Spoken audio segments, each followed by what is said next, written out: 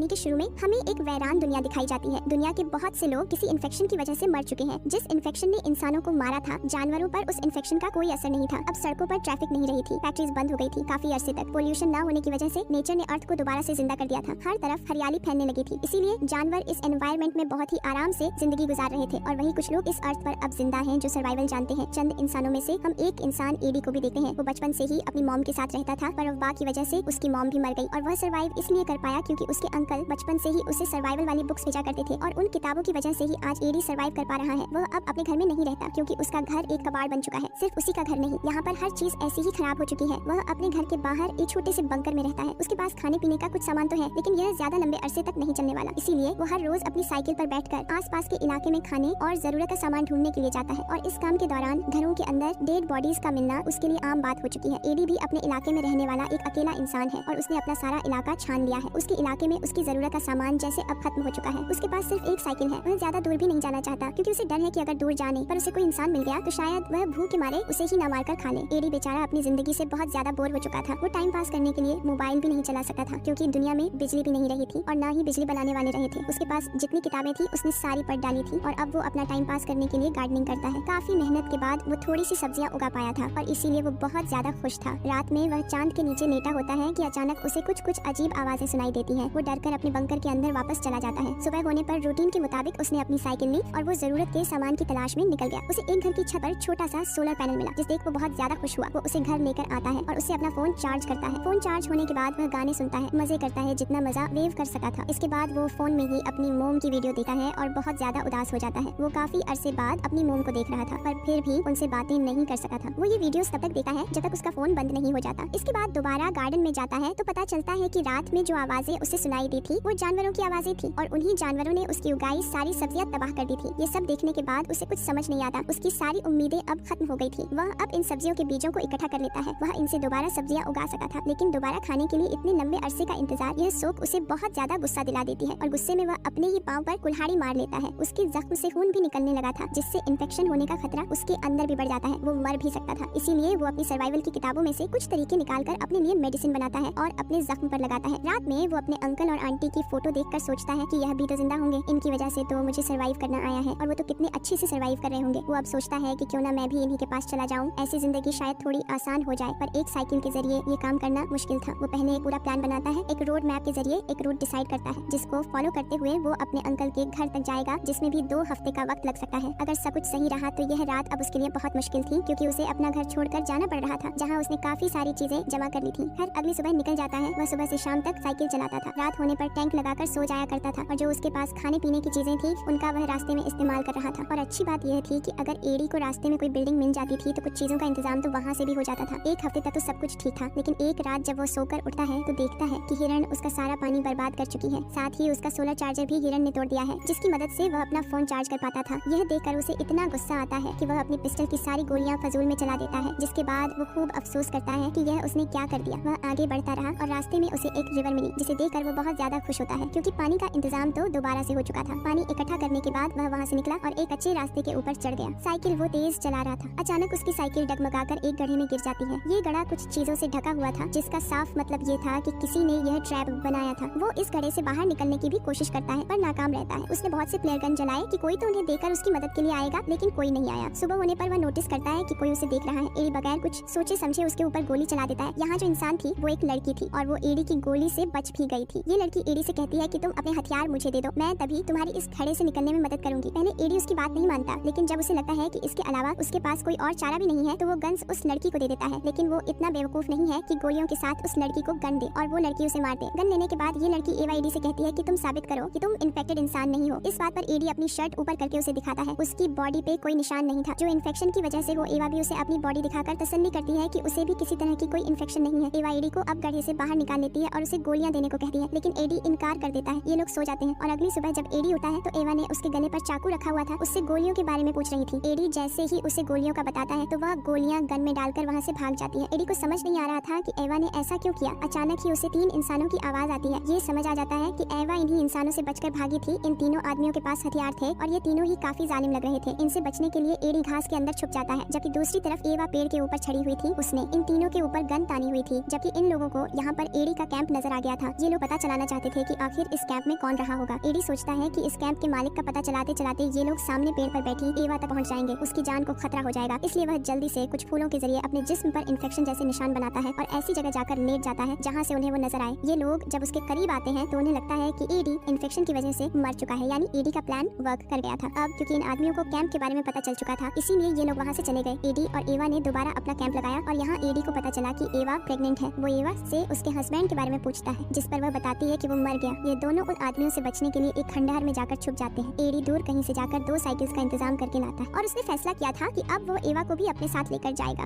आधा सफर एडी तय कर चुका था। अब एडी के अंकल के पास जाने में उन्हें सिर्फ 1 ही हफ्ता लगना था, लेकिन उसके साथ जाने को तैयार नहीं थी, क्योंकि उसके मुताबिक एडी के अंकल जिस एरिया में रहते थे वो एरिया बिल्कुल सेफ नहीं था। लेकिन एडी को तो अपने अंकल पर पूरा भरोसा था। वो एवा से कहता है कि अगर तुम्हें मेरे साथ नहीं चलना तो कोई बात नहीं, लेकिन मैं जरूर जाऊंगा। अब एवा के पास क्योंकि कोई दूसरा ऑप्शन नहीं था, वो भी मान गई। ये दोनों निकल पड़ते हैं। एवा को साइकिल चलानी अच्छे से नहीं आती थी, इसीलिए उनको काफी टाइम लग रहा था, लेकिन एडी ने उसका पूरा साथ दिया। अब इनकी रूटीन ये चल रही थी कि ये पूरा दिन साइकिल चलाते थे, थोड़ा बहुत शिकार करते थे और रात में अपने शिकार को पकाकर खा जाया करते थे, क्योंकि पहले जो खाना उनके पास था वह 3 लुटेरों ने इनसे लूट लिया था। लेकिन एडी अभी भी खुश था, क्योंकि एटलीस्ट उसे एवा की शक्ल में एक साथी तो मिल गई थी। एडी एवा को पसंद करने लगा था, इसीलिए उसे अब सब कुछ काफी खूबसूरत लग रहा था। पर वह इस बात से अनजान था कि वो 3 बुरे आदमी अभी भी इनके पीछे पड़े हुए थे। एडी एवा का बहुत ख्याल रख रहा था, इसीलिए एवा को भी एडी पसंद आने लगा था। रास्ते में एवा और एडी को एक तालाब मिलता है। एडी तालाब में स्विमिंग के लिए जंप कर देता है। वो जब स्विमिंग करके बाहर निकलता है तो सामने उसे अपने पीछे पड़े 3 आदमियों का एक साथी नजर आता है, जो उससे एवा के बारे में पूछते हुए कहता है कि हमें तुमसे कोई लेना देना नहीं, तुम हमें सिर्फ एवा के बारे में बता दो और एवा को हमारे हवाले कर दो। हम एवा को नहीं मारेंगे, क्योंकि एवा इनके लिए एक रिसोर्स की तरह काम कर रही है। एवा का जो बेबी पैदा होगा उन्हें ये खा लेंगे एडी। अब यह बात समझ चुका था कि एवा इन्हीं लोगों से बचकर भाग रही थी, क्योंकि यह एवा के साथ जुल्म करते थे। वो आदमी दोबारा एडी से बात करता है और कहता है कि अगर तुम्हें जान प्यारी है तो तुम एवा को छोड़ दो, वरना हम तुम्हें मार देंगे, क्योंकि सर्वाइवल के खेल में कंपटीशन तो होता ही नहीं। इतनी बुरी बातों के बावजूद भी एडी नहीं डरता। वो एवा को लेकर अपनी मंजिल की तरफ बढ़ता रहता है और फाइनली कुछ दिन के सफर के बाद वो लोग अपने अंकल के घर पहुंच जाते हैं। एवा यहाँ पहुंचकर बहुत ज्यादा खुश थी, क्योंकि अब उसे सोने के लिए एक बेड मिल रहा था और खाने के लिए कुछ खाना। लेकिन यहाँ एडी काफी परेशान था, क्योंकि उसे अभी तक घर पर उसके अंकल नहीं नजर आए थे। वह जब घर से बाहर निकलता है तो उसका डर सच में बदल जाता है। उसके अंकल भी मर चुके थे और घर के बाहर उनकी एक कब्र बनी थी। उसकी आखिरी उम्मीद भी मिट जाती है। उसने तो अंकल के ही भरोसे उन तीनों आदमियों से दुश्मनी मोल ली थी। एडी अब इन सारी बातों को लेकर उदास और परेशान हो जाता है। वो एवा के पास जाता है और उन आदमियों की सच्चाई पूछता है। एवा इस वक्त कुछ नहीं छुपाती और उसे बताती है कि जब उन तीनों का भाई उसके साथ ज्यादती कर रहा था तो वह उसे मारकर भाग आई। ये तीनों उनका पीछा करते रहे, लेकिन एवा ने एडी को कुछ नहीं बताया और इसीलिए इन दोनों के दरमियान एक लड़ाई हो जाती है। एवा रोती रह गई और एडी अपना कुछ सामान लेकर घर से बाहर चला गया। जहाँ अब उसका सामना उन तीनों आदमियों से हुआ, वो तीनों आदमी एडी के ऊपर गन तान कर उससे कहते हैं कि तुम एवा को हमारे हवाले कर लो, अगर तुम चाहो तो हम एवा को शेयर भी कर सकते हैं, क्योंकि ये इस नई दुनिया का नया रोल है। पर एडी इनके गंदे इरादों में नहीं मिलना चाहता था। वो अपनी जान बचाने के लिए यहाँ से भागता है और भागने से पहले हवा में एक गोली चला देता है ताकि एवा जाग जाए और अपनी जान बचा ले। यहाँ एडी जब भागने की कोशिश कर रहा था, एक आदमी उसे पकड़ लेता है और इससे पहले कि वो एडी को मार देता, पीछे से कोई आकर इस आदमी को ही मार देता है। वह एडी की आंटी थी। अब बचे थे 2 आदमी, जिनमें से एक एवा के पास पहुँच गया था और दूसरा इनको मारने के लिए इनकी तरफ भाग ही रहा था कि उसी समय आंटी के लगाए एक ट्रैप के अंदर फंस जाता है और बेचारी की वही मौत हो जाती है। अब एडी और एडी की आंटी एवा को बचाने के लिए उनके पास जाती है, लेकिन दूर से एवा के पास खड़ा बुरा आदमी इनके ऊपर गोली चला देता है, जो एडी की आंटी के शोल्डर में लग जाती है। वो आदमी एक और गोली चलाकर एडी को न मार दे। एडी वहाँ से भागता है और मौके का फायदा उठाकर यह आदमी एवा के ऊपर अपना गुस्सा उतारने लग जाता है। वो उसके पेट पर जोर जोर से टांगे मारता है। एडी जो छुपा हुआ ये सब कुछ देख रहा था, वह अब थोड़ा सा शोर मचाकर इस बुरे आदमी का ध्यान भटकाता है और मौका पाते ही एवा पीछे से एक तीर मारकर इस आदमी का कत्ल कर देती है। फाइनली सारा खतरा इनके ऊपर से खत्म हो जाता है और ऐसे एडी, एवा और उनकी आंटी एक फैमिली बनकर एक साथ रहना शुरू कर देते हैं और कहानी भी यहीं पर खत्म हो जाती है। ये कहानी आपको कैसी लगी हमें कमेंट करके बताइए और आगे ऐसी कहानी देखने के लिए हमारे चैनल को सब्सक्राइब कर लीजिए।